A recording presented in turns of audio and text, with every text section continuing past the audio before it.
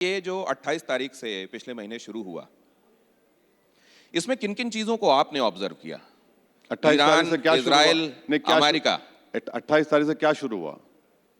ये जो युद्ध शुरू हुआ, किसने शुरू किया? आप बताइए, आपने क्या ऑब्जर्व किया? मैंने आपसे क्या पूछा, आपने क्या ऑब्जर्व किया? अरे एंकर अब आप है मेरे आप। यहाँ सामान्य ज्ञान का परीक्षण करने लगे। एंकर हैं आप, एंकर हैं। आपने युद्ध किसने शुरू किया? अमेरिका इजराइल ने शुरू किया। खत्म हो गया। जब अमेरिका इजराइल युद्ध शुरू किया, उसका नुकसान भारत को नहीं हो रहा है। कितना नुकसान हो रहा है भारत को देखिए आप।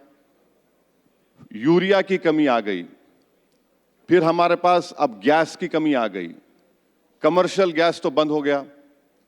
तीसरा, हमने 11 साल में जो स्ट्रेटेजिक पेट्रोलियम रिजर्व्स बनाना था, हमने नहीं बनाया।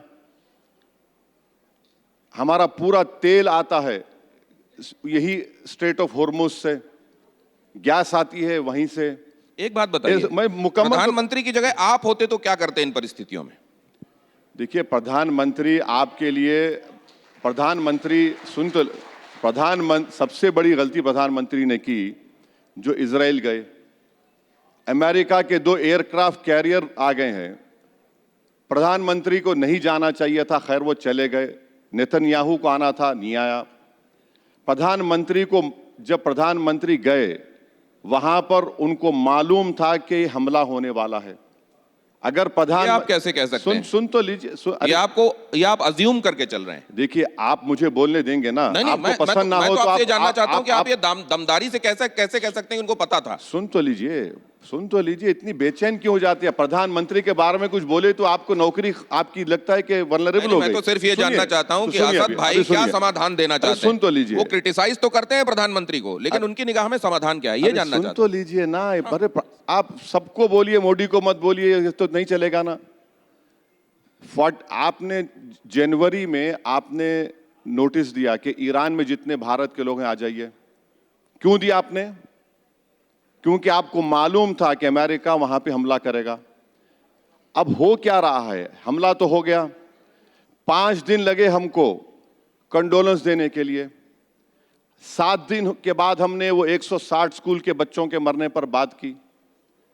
हाँ, हमारी दावत पर ईरान की नेवी विशाखापट्टनम को आती है और हमारे तरफ से एक कंडेमनेशन तो छोड़िए, कंडोलेंस तक नहीं जाता। तीसरी बात, अगर हम यूएस के स्ट्रेटेजिक एलाई है तो यूएस ने भारत को बताया था कि सब तमाशे करने वाले हैं। नुकसान किसको हो रहा है? नुकसान भारत को हो रहा है। 1 करोड़ भारत के नागरिक वहां से हर साल 40 से 50 बिलियन डॉलर का फॉरेन एक्सचेंज भी जाते हैं। उसको आप क्या करेंगे?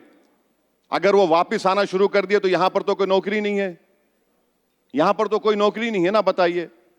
दिल्ली, बॉम्बे के पोर्ट पर जाइए, महाराष्ट्र के किसान गाली दे रहे हैं कि उनका सामान नहीं जा रहा है। उसकी जिम्मेदार कौन है बताइए आप?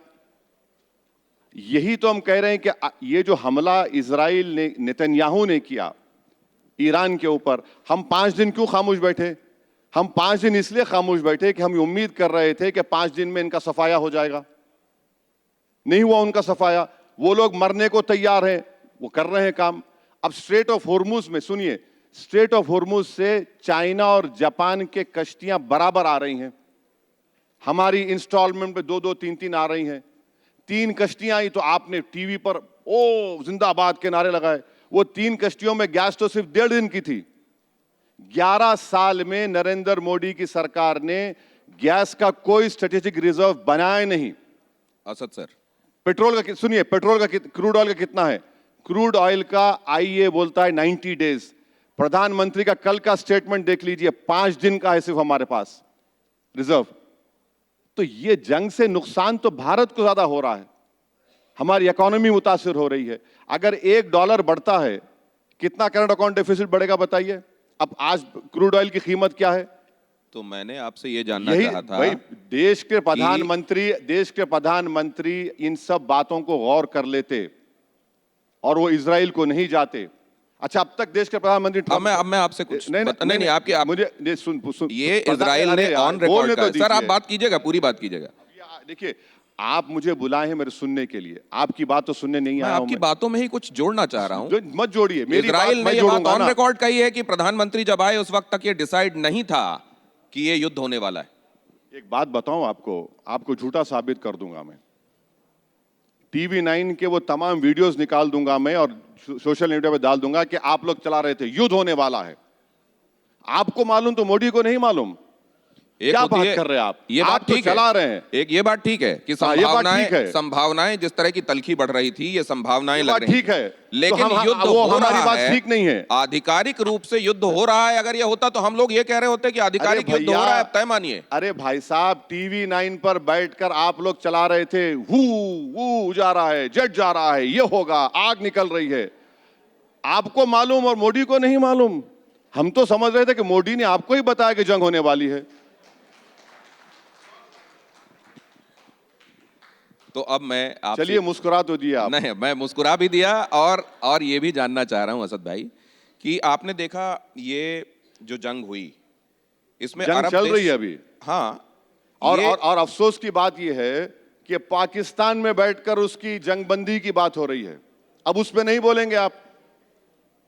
मुनीर से बात कर रहे हैं, विश्व गुरु हम हैं ना। बताइए अब आप इस पे क्या बोलेंगे आप?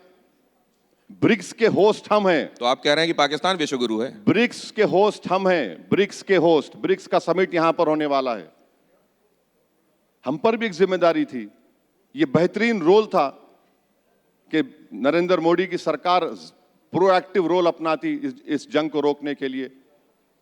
अब हम कहां हो गए? हम तो इजराइल के खाने में बट के रह गए।